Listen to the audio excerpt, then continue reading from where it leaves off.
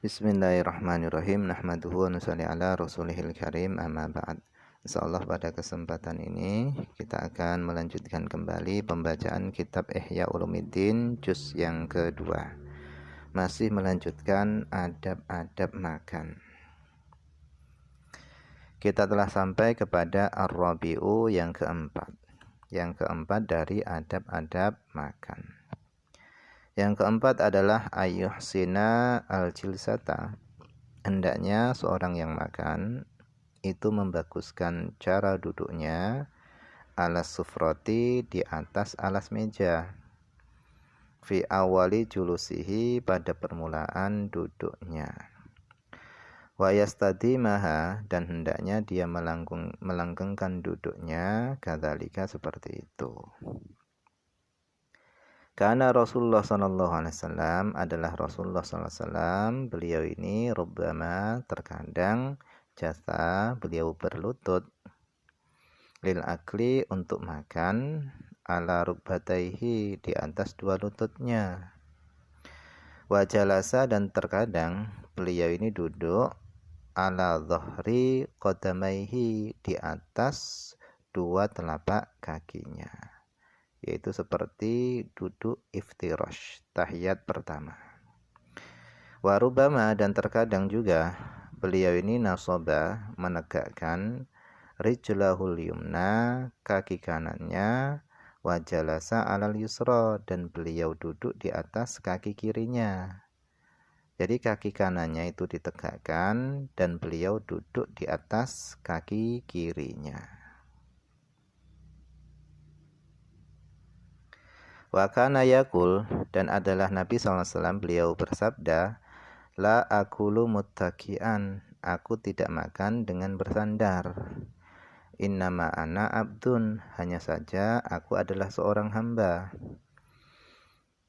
Akulu kama yakulul abdu, aku makan sebagaimana hamba makan. Wa ajlisu kama yajlisul abdu, dan aku duduk sebagaimana hamba duduk.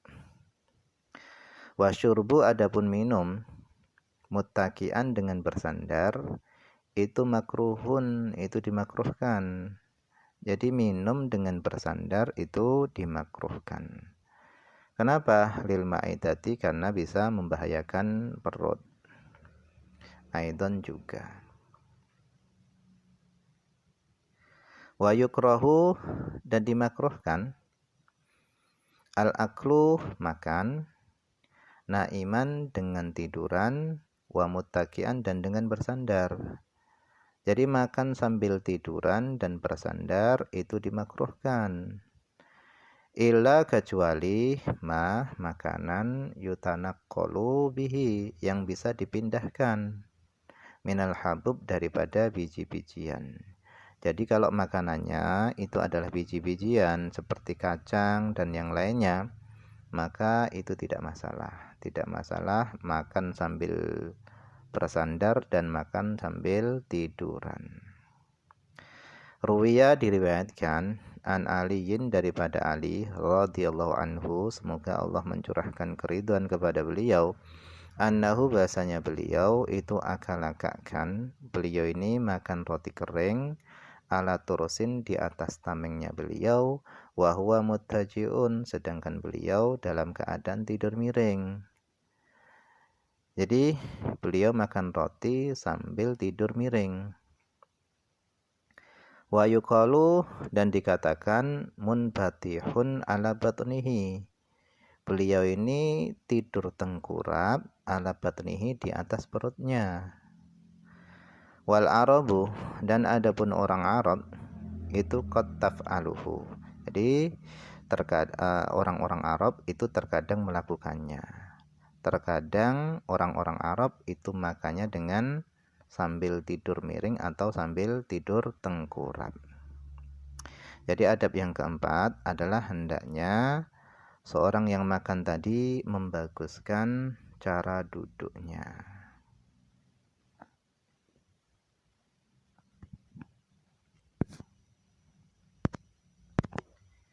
Kemudian yang kelima adalah ayanwiya, hendaknya seorang itu berniat biaklihi dengan makannya, ayataqawwa supaya dia menjadi kuat bihi dengan makannya, kuat ala taatillah atas mentaati Allah. Jadi yang kelima, hendaknya seorang berniat dengan makannya supaya dia menjadi kuat untuk mentaati Allah. Liyakuna muti'an bil akli, supaya dia menjadi orang yang taat bil akli dengan sebab makannya.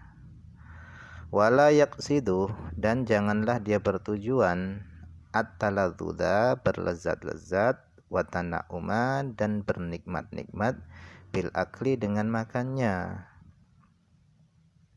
Qala Ibrahim bin Syaiban, telah berkata Ibrahim bin Syaiban, beliau mengatakan, mundu thamanina sanatan, semenjak 80 tahun, ma akaltu syai'an li syahwati, aku tidak pernah makan sesuatu apapun karena untuk memenuhi syahwatku.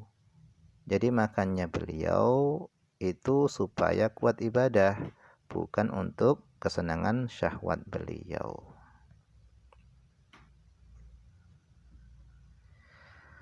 Wa ya'zimu, dan hendaknya seorang yang makan itu bertekad ma'adzalika, bersama niat untuk taat tadi, hendaknya dia bertekad ala taqlilil akli, untuk mensedikitkan makan.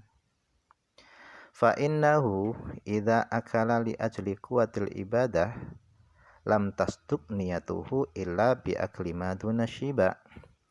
Fa innahu, karena idza akala li ajli quwwatil ibadah, apabila dia makan karena tujuan kuat ibadah, maka lam tasduq niyatuhu, niatnya tadi tidak akan benar, illa, kecuali bi akli maduna syiba, kecuali dengan makan sebelum kenyang.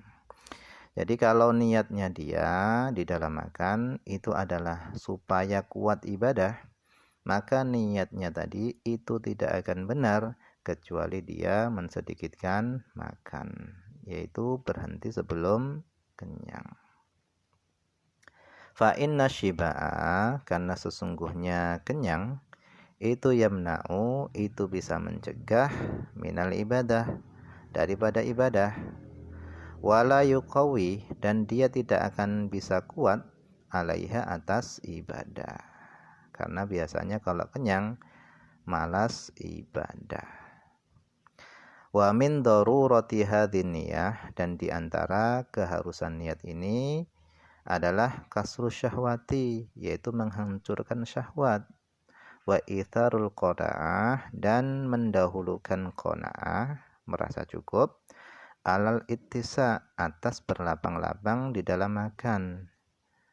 Jadi di antara keharusan niat ini, yaitu niat makan untuk taat tadi, adalah menghancurkan syahwat dan mendahulukan rasa qanaah, yaitu merasa cukup dengan pemberian Allah, atas berlapang-lapang dengan makan.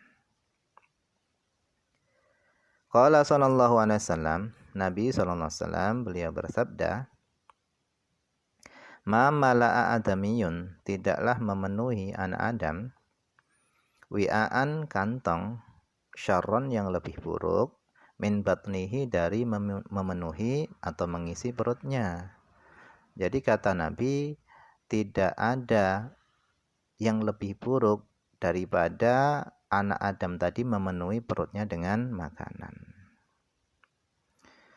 Kemudian beliau bersabda juga, hasbubni adama, cukuplah bagi anak Adam, luqaimatun, beberapa suapan, yuqimna sulbahu, yang dia bisa menegakkan sulbahu, tulang punggungnya. Jadi kata Nabi, cukuplah bagi anak Adam beberapa suap, yang mana beberapa suap tadi bisa menegakkan punggungnya. Fa'il lam yaf'al, maka jika dia tidak mau melakukannya, nggak mau makan beberapa suap, maka fathuluthun lit'am, maka hendaknya sepertiga itu untuk makanan, wa thuluthun lisyarab, sepertiga untuk minum, wa thuluthun linnafasi, dan sepertiga untuk nafas. Jadi kalau tidak mau makan hanya dengan beberapa suap, maka hendaknya perut tadi diisi dengan 3. Jadi yang pertama sepertiga untuk makanan, sepertiga lagi untuk minuman, dan sepertiga lagi untuk nafas.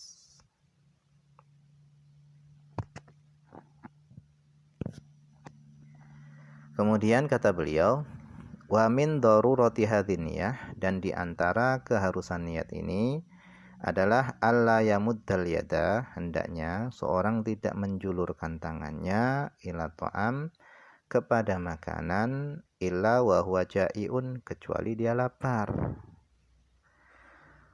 Fayakunul ju'u, sehingga lapar itu menjadi ahadama, salah satu perkara labudda yang harus minta ketimihi, mendahulukannya alal akli, ke atas makan. Jadi lapar dulu baru makan. Thumma, kemudian, yang bagi hendaknya ayar fa'al yadda, hendaknya dia mengangkat tangannya qabla shibai, sebelum kenyang. Jadi berhenti sebelum kenyang.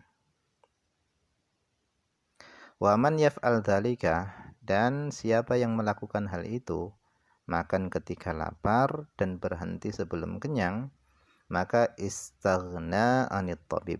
Kata beliau, istaghna, niscaya dia tidak akan butuh, dia tidak butuh anit tabib, daripada dokter. Wasayati, dan akan datang faidatu qillatil akli, manfaat mensedikitkan makan, wa kaifiyatu tadrij, dan tata cara bertahap, fit taqlil, di dalam mensedikitkan minhu makan, fi kitabi kasri syahwatit ta'am, di dalam kitab menghancurkan syahwat makan, min rubu'il muhlikat, dari seperempat yang membinasakan, insyaallah ta'ala. Wallahu a'lam. Ini saja yang bisa dibaca pada kesempatan ini, semoga ada manfaatnya.